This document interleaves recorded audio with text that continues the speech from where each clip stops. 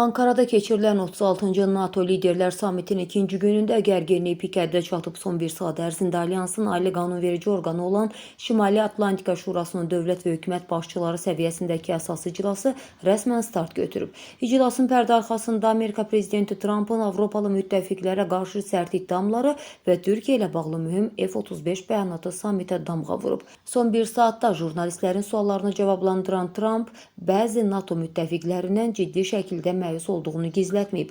Trump, əgər bu toplantı dostumun, yəni Erdoğanın çox güclü lider olduğu Türkiyədə keçirilməsəydi, bəlkə də ümumiyyətlə iştirak etməzdim deyərək Ankaraya xüsusi jest edib.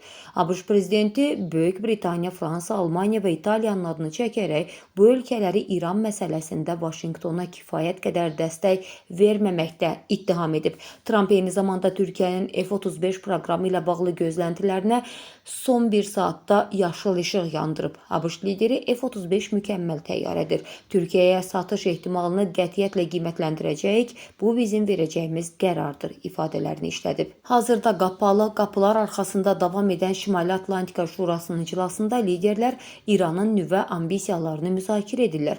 NATO baş katibi Mark Rutte bildirib ki, müttəfiqlər İranın heç bir halda nüvə silahı əldə edə bilməyəcəyinə dair birgə bəyannaməni təsdiqləmək üzrədir.